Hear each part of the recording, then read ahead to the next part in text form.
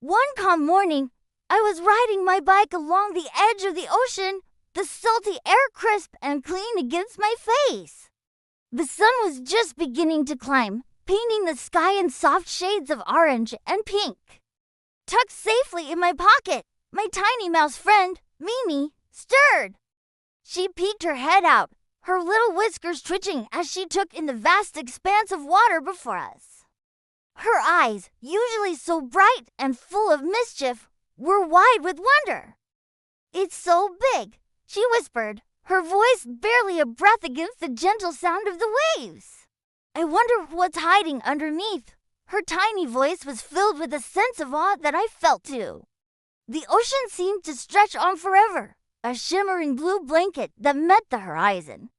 I stopped my bike near the shore, leaning it against a large, sun-warmed rock. The sea was unusually quiet and clear this morning, shining like a sheet of polished glass. The surface was so still, it perfectly reflected the morning sky, making it hard to tell where the water ended and the sky began. For a long, silent moment, it felt like the entire ocean was holding its breath, waiting just for us.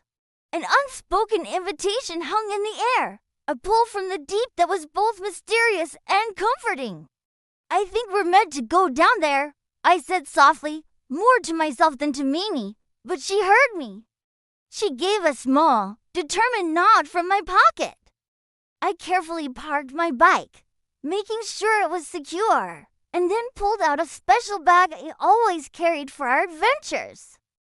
Inside was a shiny, silver diving suit. It was light but strong, designed to move with me like a second skin. As I began to put it on, Mimi scrambled out of my pocket, her excitement palpable. She ran over to her own tiny suit, a miniature version of mine, perfectly fitted for her small frame. It even had a little bubble helmet. She giggled as she zipped it up, the sound like tiny bells tinkling in the quiet air. She adjusted her helmet, her face peering out, full of anticipation. "Ready?" I asked, my own heart starting to beat a little faster. Mimi nodded excitedly, her paws tapping on the sand. "Let's explore." Together, we walked to the water's edge. The first touch of the cool water on my suit sent a shiver of excitement through me. We stepped in, and slowly, gently, we dove beneath the surface. The world above faded away in an instant. The bright morning sun, the feel of the sand, the sound of the gulls, it all dissolved. Everything turned into a mesmerizing, peaceful blue. It was a world of serene silence, a complete shift from the one we had just left.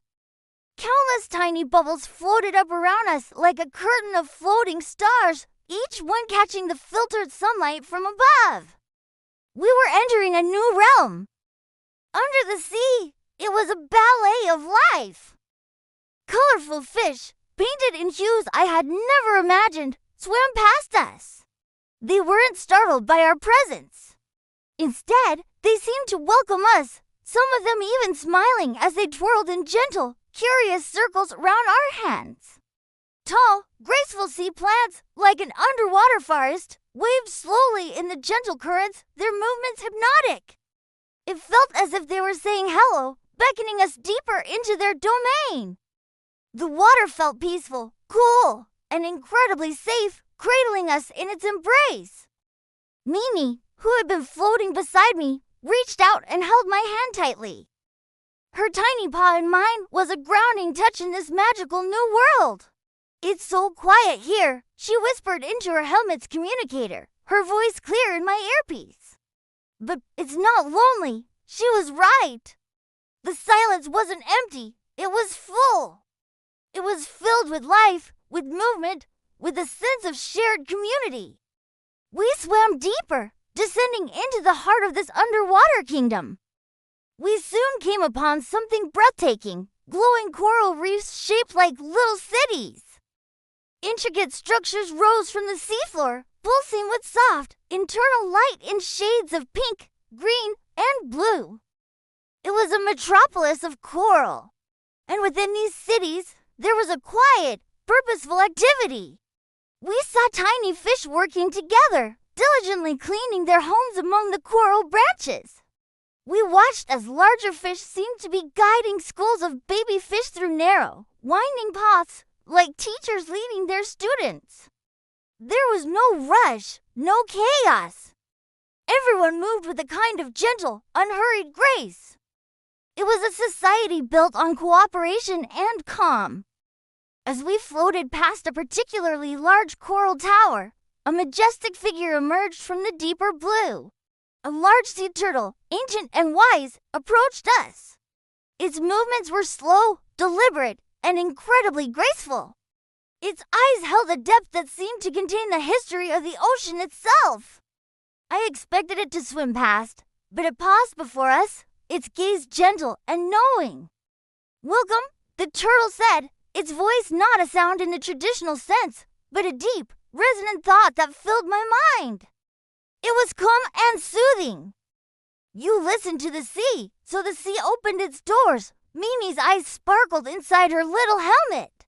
She floated a bit closer to the turtle, her initial awe turning into pure curiosity. "Does the ocean talk to everyone?" she asked, her own thoughts projecting into the water. The turtle smiled, a slow, ancient gesture. "Only to those who come with care," it replied. "To those who listen with their hearts, not just their ears." The turtle's words sank in, and I understood. We hadn't come to take anything or to disrupt this world. We had come with wonder and respect, and the ocean had sensed it. Suddenly, a swirl of silver and gray energy surrounded us. A group of dolphins, sleek and joyful, had appeared as if from nowhere. They swam around us in playful loops, their clicks and whistles echoing like laughter in the water. They nudged us gently, inviting us to join their dance. We spun with them, weightless and free, caught up in their pure, uninhibited joy. As we danced with the dolphins, a new sound began to fill the water. It was a deep, soft, and resonant song that seemed to vibrate through my very bones. Far away, in the deeper, darker blue, we could just make out the colossal shadow of a giant whale. It was singing.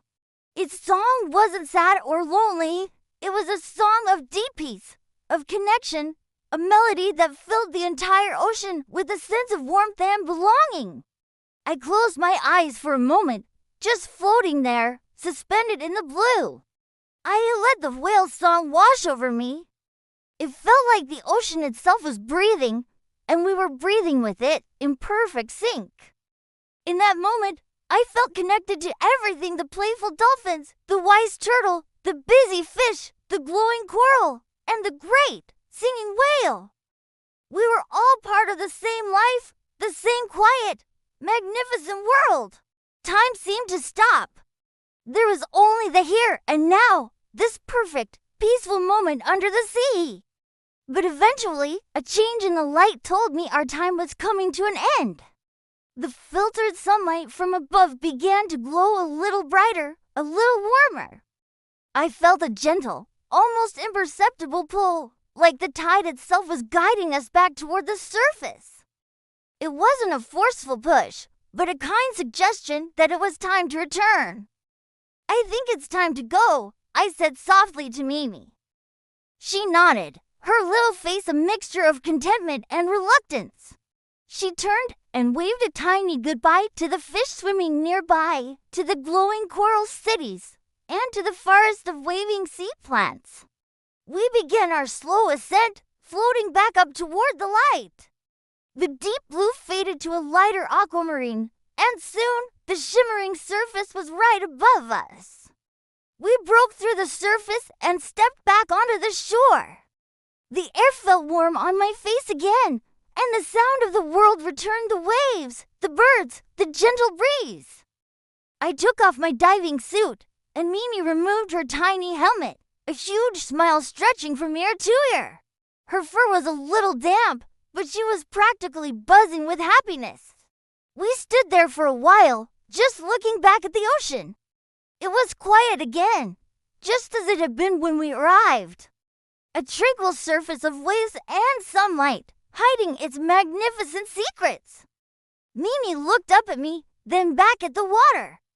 She whispered, her voice full of a newfound wisdom, "It's still there, all of it." Even if we can't see it, I smiled and knelt down, letting her climb back into my pocket. I picked up my bike and felt a profound sense of peace settle over me. We had been given a gift, a glimpse into a world of quiet wonder. And Mimi was right. The magic wasn't gone just because we couldn't see it anymore. I knew that some worlds, some experiences, stay with you forever, especially the ones you visit with a gentle and open heart. And as we rode away, the song of the whale still echoed softly in my memory. Thanks so much for joining me on this underwater adventure today. If you enjoyed our journey, don't forget to like this video and subscribe for more stories. See you next time!